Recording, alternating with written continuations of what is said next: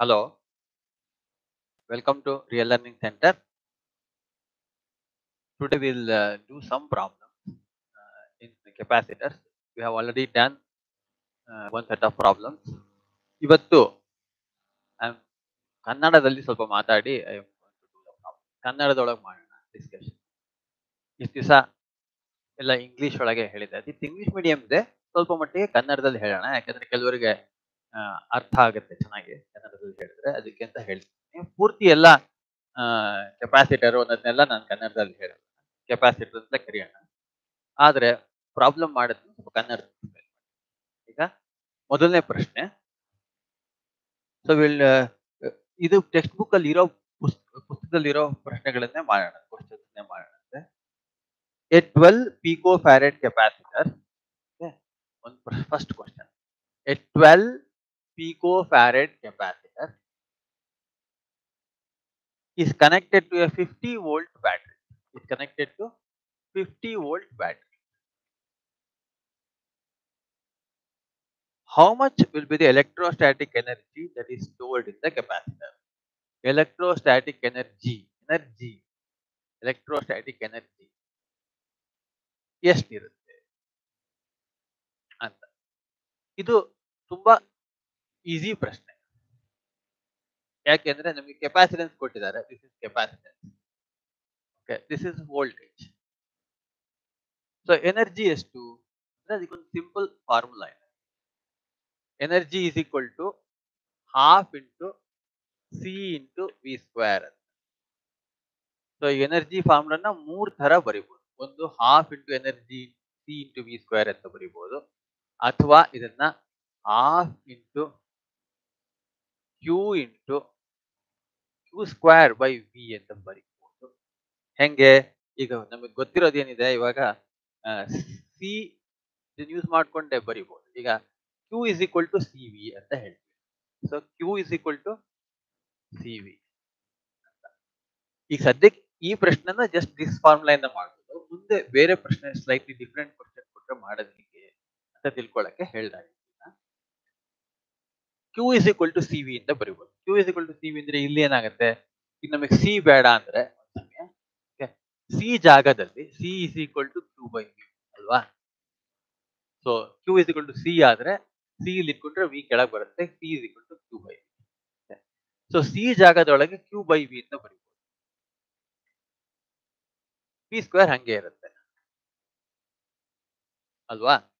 So ಅವಾಗ ಏನಾಗುತ್ತೆ, ಇದನ್ನ ನಾವು ಹಾಫ್ ಕ್ಯೂ ಇಂಟು ವಿ ಅಂತ ಹೇಳ್ಬೋದು. ಅಂದ್ರೆ ಹಾಫ್ ಸಿ ವಿ ಸ್ಕ್ವೇರ್ ಅಂದ್ರೂ ಒಂದೇ, ಹಾಫ್ ಕ್ಯೂ ಇಂಟು ವಿ ಅಂದ್ರೂ ಒಂದೇ. ಅಥವಾ ಇದ್ರ ಜೊತೆಗೆ ಇನ್ನೂ ಒಂದು ಕೆಲಸ ಮಾಡ್ಬೋದು, ನಾವು ವಿನೇ ರಿಮೂವ್ ಮಾಡ್ಬೋದು.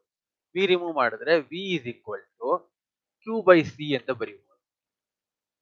ಅವಾಗ ಏನಾಗುತ್ತೆ, ಇವಾಗ half into Q into V ಜಾಗದಲ್ಲಿ Q by C, which is nothing but half Q square by C ಅಂತ ಆಗುತ್ತೆ.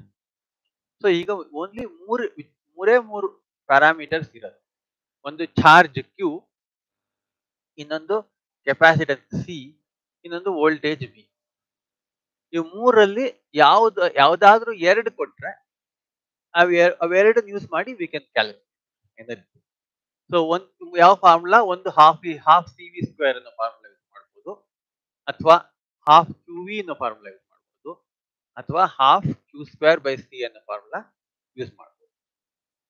ನಮಗೆ ಏನ್ ಕೊಟ್ಟಿದ್ದಾರೆ ಅನ್ನೋದ್ರ ಮೇಲೆ we can decide. In this case we know that C ಮತ್ತೆ ವಿ ಎರಡು ಕೊಟ್ಟಿದ್ದಾರೆ. ಸಿ ಮತ್ತೆ ವಿ ಎರಡು ಕೊಟ್ಟಿದ್ರೆ ಇದೊಂದೇ ಫಾರ್ಮುಲಾ ಯೂಸ್ ಮಾಡ್ಬೋದು, ಬೇರೆ ಯಾವ ಫಾರ್ಮುಲಾ ನಮಗೆ ಬೇಡ. ಸುಮ್ಮನೆ ನೆಕ್ಸ್ಟ್ ನಿಮಗೆ ಬೇಕಾಗ್ಬೋದು ಅಂತ ಬರ್ದಿದ್ದೀನಿ, ಬರ್ಕೊಳ್ಳಿ ಫಾರ್ಮುಲಾನ. ನಾನು ಅದಷ್ಟು ಅಳಿಸ್ಬಿಟ್ಟು ಬರೀ ಇದೇ ಫಾರ್ಮುಲಾ ಅಂತ ತೋರಿಸ್ತೇನೆ. Simple question.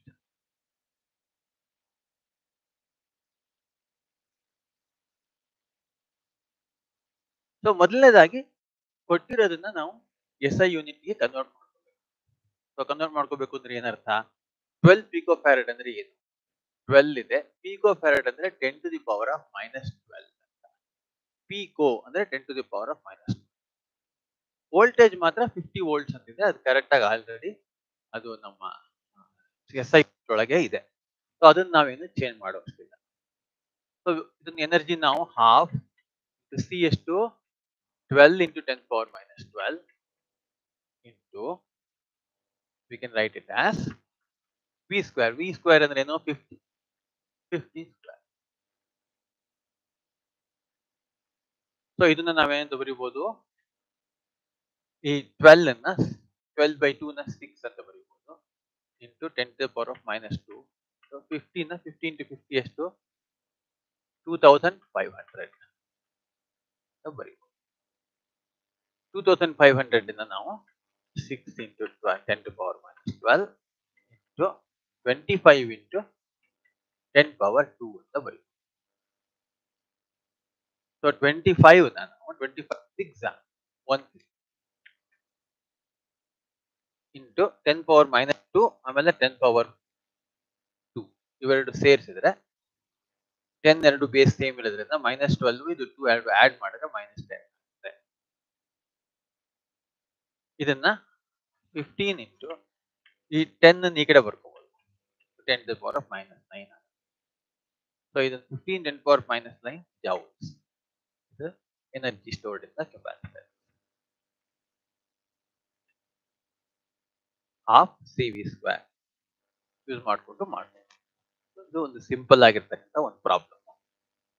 ನೆಕ್ಸ್ಟ್ ನಾವು ಇದಕ್ಕಿಂತ ಇದನ್ನ ಬೇಕಾದ್ರೆ ನೀವು ಬರ್ಕೊಳ್ಳಿ ಅಥವಾ ಸ್ಕ್ರೀನ್ ಶಾಟ್ ಬೇಕಾದ್ರು ತೆಕ್ಕೊಳ್ಳಿ, ನಾನು ಸ್ವಲ್ಪ ಮಾಡ್ತೀನಿ. ಓಕೆ, ಈಗ ಇನ್ನೊಂದು ಪ್ರಾಬ್ಲಮ್ ಮಾಡೋಣ. ಸ್ವಲ್ಪ ಇದಕ್ಕಿಂತ ಚೂರ್ ಕಷ್ಟ ಇರುವಂಥದ್ದು.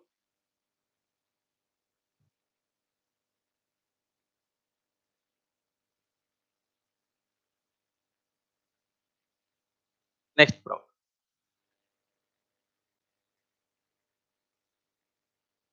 ಇದರಲ್ಲಿ ಏನಂದ್ರೆ ಅವ್ರು ಕೊಟ್ಟಿರೋದು parallel in a parallel plate capacitor with air between the plates. Parallel plate capacitor ಒಳಗೆ ಮಧ್ಯದೊಳಗೆ ಏರ್ ಇದೆ, ಗಾಳಿ ಇದೆ.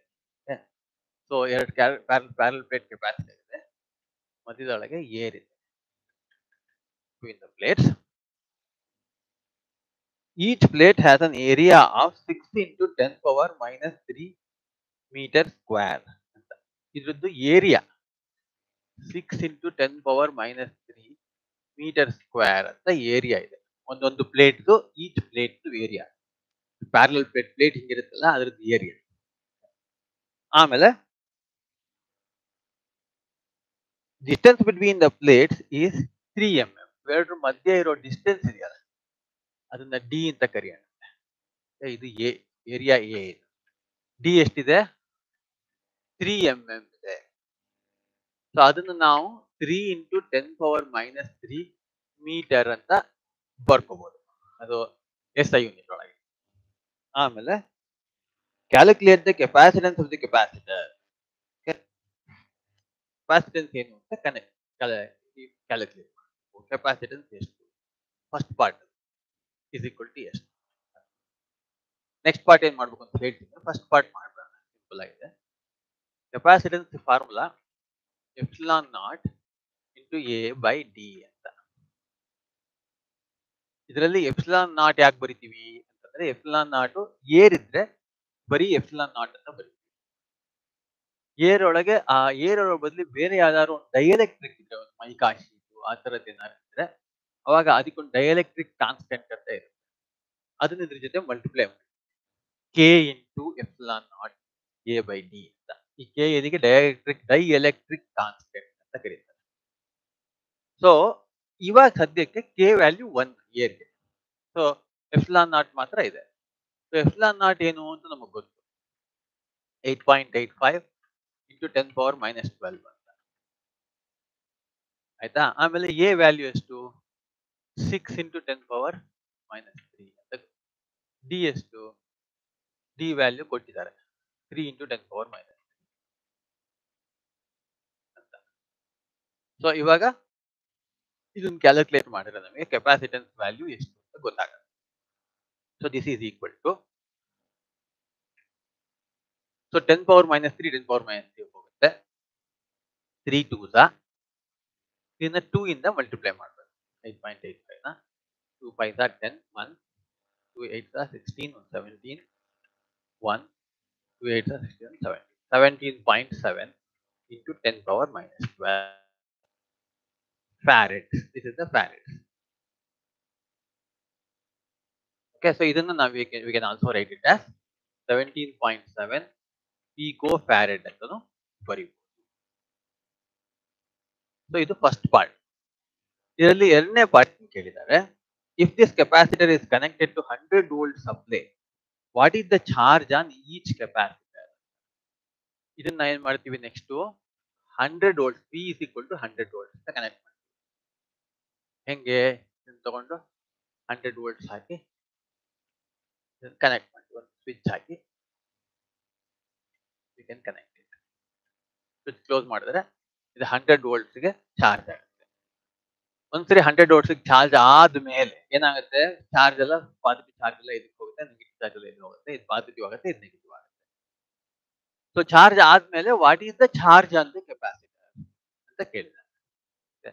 ಸೊ ಇವಾಗ ನಮ್ಗೆ ಏನ್ ಗೊತ್ತಿದೆ, ವಿ ಗೊತ್ತಿದೆ, ವಿ ಗೊತ್ತಿದೆ, ಸಿ ಗೊತ್ತಿದೆ, ಕ್ಯೂ ಎಷ್ಟು ಅಂತ ಕೇಳಿದ್ದಾರೆ. V, Q and C are always connected. ಅದು ಒಂದಕ್ಕೊಂದು ಕನೆಕ್ಟ್ ಮಾಡ್ಬೋದು. ಹೆಂಗೆ, Q is equal to C V ಅಂತ ಗೊತ್ತಿದೆ formula. So Q is equal to C V ಅಂತ ಗೊತ್ತಿರೋದ್ರಿಂದ ನಾವು ತುಂಬಾ ಸುಲಭವಾಗಿ ಕಂಡುಹಿಡಿಯಬಹುದು. ಸಿ ಎಷ್ಟಿದೆ, 17.7 ಪಿಕೋ ಫ್ಯಾರಡ್ ಅಂದ್ರೆ into 10 power minus 12. C V ಎಷ್ಟಿದೆ, into 100. So that is nothing but 100 ಅಂದ್ರೆ 10 ಪವರ್ 2. ಸೊ ಇದನ್ನ 17.7 ಇಂಟು 10 ಪವರ್ ಮೈನಸ್ 10 ಕೂಲಮ್ಸ್ ಅಂತ ಬರೆಯುವುದು. That is the Q. This is the answer. So first capacitance ಎಷ್ಟು ಅನ್ನೋದಕ್ಕೆ ಇದು ಆನ್ಸರ್, ಕ್ಯೂ ಎಷ್ಟು ಅನ್ನೋದಕ್ಕೆ ಇದು ಆನ್ಸರ್. ಓಕೆ, ಇದೆರಡು ಪಾರ್ಟ್ ನಮಗೆ ಮಾಡಕ್ ಬಂತು. ಆಮೇಲೆ ನೆಕ್ಸ್ಟ್ ಕ್ವಶನ್ ಏನಂದ್ರೆ, ಅದೇ ಕ್ವಶನ್ ಕಂಟಿನ್ಯೂಷನ್ ಇದೆ. ಏನು, what would happen if in the capacitor given a 3 mm thick mica sheet with the dielectric constant 6 were inserted between the plates. ಇವೆರಡು ಪ್ಲೇಟ್ ಮಧ್ಯ ಏರ್ ತೆಗೆದುಬಿಟ್ಟು ಒಂದು ಮೈಕಾ ಶೀಟ್ ಹಾಕಿ. ಏನಿದು ಮೈಕಾ ಶೀಟ್? ಈ ಮೈಕಾ ಶೀಟ್ ಏನಿದೆ ಅದು 3 mm ಥಿಕ್ ಇದೆ. ಇದು 3 mm ಇದೆ ಜಾಗ.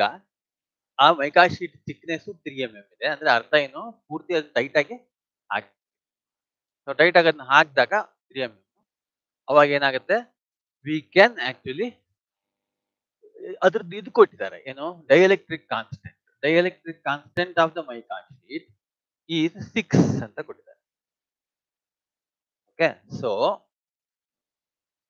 ಅದನ್ನ ನಾವು ಕೆ ಇಸ್ ಈಕ್ವಲ್ ಟು 6 ಅಂತ ಬರೀತೀವಿ. So mica sheet is a insulator, conduct ಮಾಡೋಣ. ಸೊ ಹಂಗಾಗಿ ಅದನ್ನ ಹಾಕ್ಬೋದು. ಸೊ ಅವಾಗ ಏನಾಯ್ತು, ಕೆಪಾಸಿಟರ್ ನಾವು ಮುಂಚೆ K is equal to epsilon naught A by D ಅಂತ ಇತ್ತು. ಕೆ ವ್ಯಾಲ್ಯೂ 1 ಅಂತ ಹಾಕೊಂಡಿದ್ವಿ.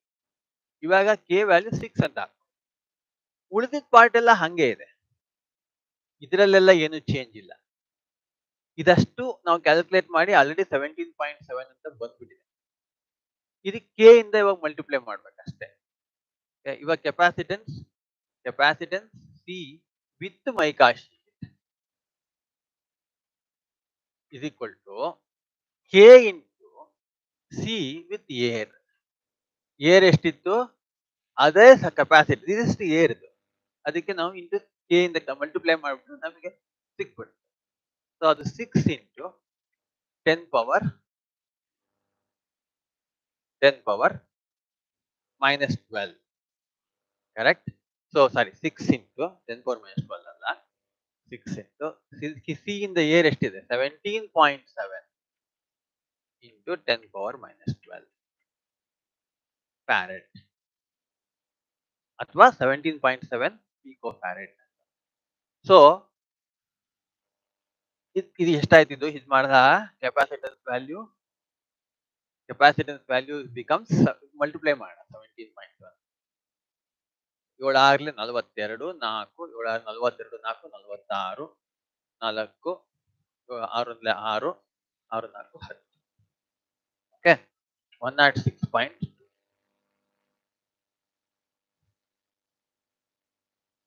ಓಕೆ, ಸೊ ಇದನ್ನ ಗುಣಿಸಿದ್ರೆ ವಿಲ್ ಗೆಟ್ ಇಟ್ ಆಸ್ 10⁻12 ಅಥವಾ ಪಿಕೋ ಫ್ಯಾರಡ್ ಅಂತ ಬರಿ. ದಿಸ್ ಇಸ್ ಮೈಕಾ ಸೀಟ್ ಹಾಕಿದ ತಕ್ಷಣ ಕೆಪಾಸಿಟೆನ್ಸ್ ವ್ಯಾಲ್ಯೂ 6 ಟೈಮ್ಸ್ ಜಾಸ್ತಿ ಆಗೋಯ್ತು. ಇವಾಗ ಒಂದು ಪ್ರಶ್ನೆ ಕೇಳ್ತಾ ಇರೋದು, ಇಷ್ಟಕ್ಕೆ ಮುಗಿಸ್ಲಿಲ್ಲ ಈ ಪ್ರಶ್ನೆ, ಮುಂದೆ ಕೇಳ್ತಾ ಇದ್ದಾರೆ.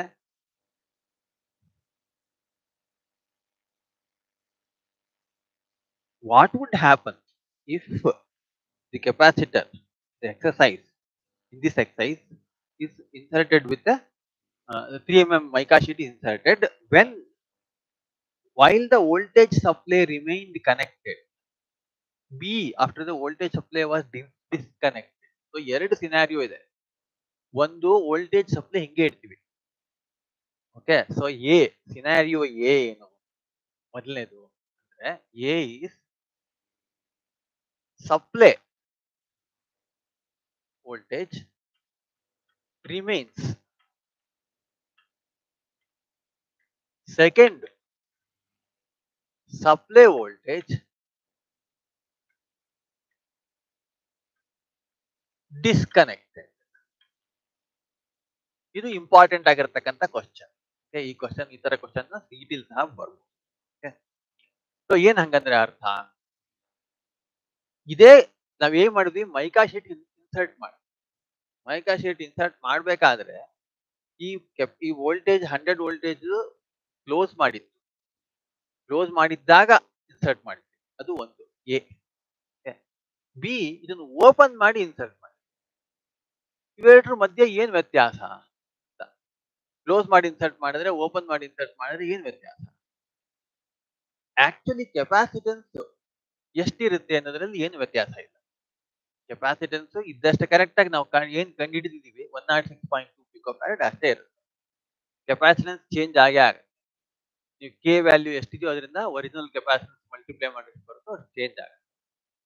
ಆದ್ರೆ ಇದ್ರ ಮೇಲೆ ಎಷ್ಟು ಚಾರ್ಜ್ ಇರುತ್ತೆ, ಇದು ಎಷ್ಟು ವೋಲ್ಟೇಜ್ ಇರುತ್ತೆ, ಇದೆರಡು ಮಾತ್ರ ನಾವು ಇದನ್ನ ಕನೆಕ್ಟ್ ಮಾಡ್ತಾ ಇದೀವೋ ಹಂಗೆ ಮಾಡ್ತಾ ಇದೀವೋ ಅನ್ನೋದ್ರ ಮೇಲೆ ಹೋಗುತ್ತೆ. ಯಾಕೆ ಅಂತ ನೋಡೋಣ. ಈಗ ಫಸ್ಟ್ ಎ ಪಾರ್ಟ್ ತಗೊಳ್ಳೋಣ. ಎ ಏನು, supply voltage remaining. Supply voltage ಹಂಗೆ ಇದೆ, ಇದನ್ನ ಕನೆಕ್ಟ್ ಮಾಡ್ಬಿಟ್ಟಿದೀವಿ, ಆನ್ ಆಗಿದೆ, ಅದು ಇನ್ಸರ್ಟ್ ಮಾಡಿ. ಇನ್ಸರ್ಟ್ ಮಾಡಿದಾಗ ಏನಾಗುತ್ತೆ, always charge is equal to Q is equal to C into V, correct?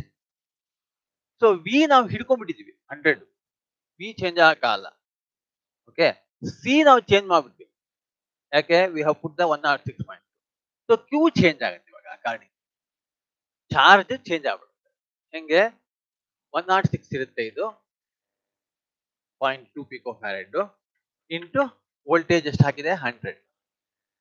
So ಹಂಗಾಗಿ ಇದ್ರ value will now become basically 106.2 into 10⁻⁻10 coulombs ಅಂತ ಆಯ್ತು. ಯಾಕಂದ್ರೆ ಪಿಕೋ ಫ್ಯಾರಡ್ ಅಂದ್ರೆ 10⁻12 ಇಂಟು 100 10⁻10. ಸೊ ಇಷ್ಟು ಬಂತು. ಸೊ ಕ್ಯೂ ಚೇಂಜ್ ಆಗ್ಬಿಡುತ್ತೆ. ಒರಿಜಿನಲಿ ಕ್ಯೂ ಎಷ್ಟಿತ್ತು, 17.7 ಕೂಲಂಬ್ಸ್ ಇಂಟು 10⁻10. ಇವಾಗ ಕ್ಯೂ ಏನಾಯ್ತು, ಚೇಂಜ್ ಆಗೋಯ್ತು. Okay, so it has become now 106 points. That means it is almost Q also is multiplied by K times. 6 times multiply ಆಗುತ್ತೆ. ಯಾಕೆ, ನಾವು ಹಾಕ್ಬೇಕಾದಾಗ ಇದನ್ನ ಹಂಗೆ ಆನ್ ಮಾಡಿ ಇಟ್ಕೊಂಡಿದ್ವಿ, ಇವಾಗ ವೋಲ್ಟೇಜ್ ಚೇಂಜ್ ಆಗಕ್ಕಾಗಲ್ಲ, ಬಟ್ ಈ ಫಾರ್ಮುಲಾ ಮಾತ್ರ ವರ್ಕ್ ಆಗ್ಲೇಬೇಕು. ಚಾರ್ಜ್ ಚೇಂಜ್ ಆಗುತ್ತೆ, ಜಾಸ್ತಿ ಚಾರ್ಜ್ ಆಗುತ್ತೆ ಕೆಪಾಸಿಟಿ. ಮುಂಚೆ ಇಷ್ಟಿತ್ತು, ನಾವು ಹಾಕಿದ ಸರ ಸರ ಅಂತ ಇನ್ನೊಂದಿಷ್ಟು ಚಾರ್ಜ್ ಹೋಗಿ ಜಾಸ್ತಿ ಚಾರ್ಜ್ ಆಗುತ್ತೆ. ಇದು ಒಂದು part. Second part,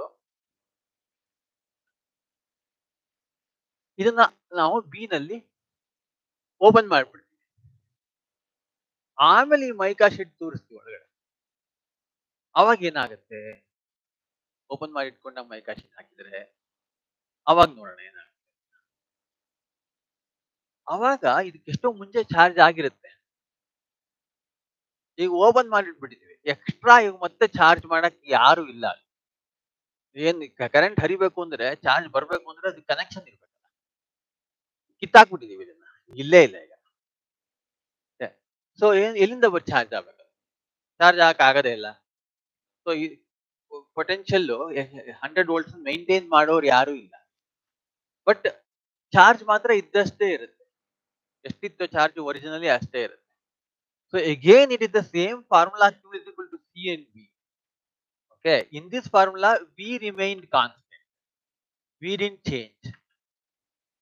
V remained constant. ಅದು V change ಆಗಿಲ್ಲ. In this formula, in this scenario, second scenario, ಎರಡನೇ scenario ಒಳಗೆ Q remains constant. Q change ಆಗಲ್ಲ. ಇದ್ದಷ್ಟೇ ಇರುತ್ತೆ. ಸೊ ಅದಕ್ಕೆ ತಕ್ಕಂತೆ V change ಆಗ್ಬಿಡುತ್ತೆ ಇವಾಗ. Q ಮಾತ್ರ ಇದ್ದಷ್ಟೇ ಇರುತ್ತೆ. V change ಆಗ್ಬಿಡುತ್ತೆ. ಸೊ ಏನ್ ಮಾಡ್ತೀವಿ ಇವಾಗ V is equal to Q by C ಅಂತ ಬರೆದು Q ವ್ಯಾಲ್ಯೂ ಎಷ್ಟಿದೆ ಹಳೇದು ಎಷ್ಟಿದೆ ಅಷ್ಟೇ ಇದೆ 17.7 into 10 power minus 10. ಹೌದಾ? ಸೊ ಸಿ ಏನಿದೆ ಹೊಸ ಸಿ 106.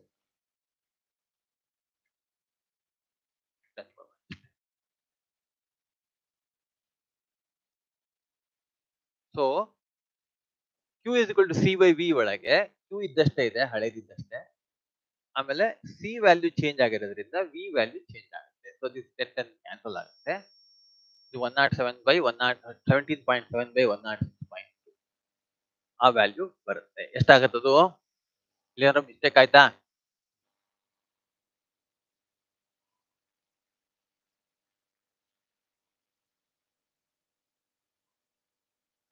ಸಾರಿ, Q ವ್ಯಾಲ್ಯೂ 106 ಪಿಕೋ ಫ್ಯಾರಡ್, ಇದು 100 ಮೈನಸ್ 12 ಇದೆ. ಸೊ ಇದೇನಾಯ್ತು ಇವಾಗ 100, ದಿಸ್ ಇಸ್ ಬೇಸಿಕಲಿ 100, 17.76 xi. ಇದು 6 xi ಇದು ಕರೆಕ್ಟ್. ಯಾಕಂದ್ರೆ ಮಲ್ಟಿಪ್ಲೈ ಮಾಡಿದಾಗ 6 ಮಲ್ಟಿಪ್ಲೈ ಮಾಡಿದಾಗ ಬಂದಿದೆ. ಸೊ ಅದರಿಂದ ಯೋಚನೆ ಮಾಡ್ಬಿಟ್ಟು 6 ಅಂತ ಇಟ್ಕೊಳ್ಳೋಣ. ಇದು 1/6 into 10 power minus 2 ಅಥವಾ ಇದು 100/6. ಉತ್ತರ 100/6. 100/6 ಅಂದ್ರೆ ಎಷ್ಟು?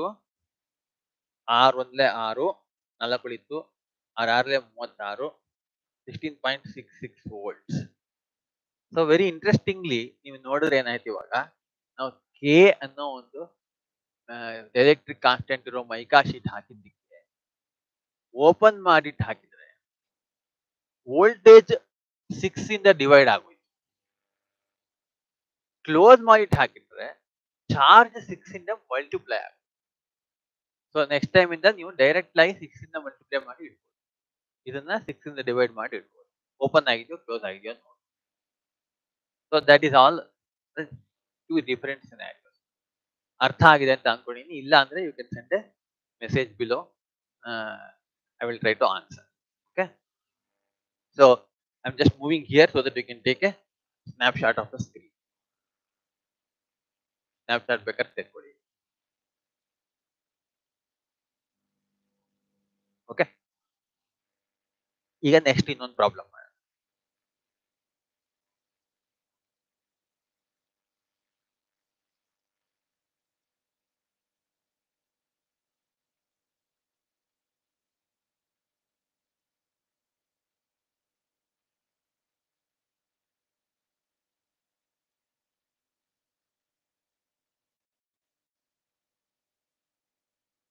ಕನ್ನಡ ಮಾಡೋದು ಇಷ್ಟ ಆದ್ರೆ ಬೇಕು ಅಂತೀರ ಇನ್ನ ಕೊಡಿ, ನಾನು ಇನ್ನು ಕನ್ನಡ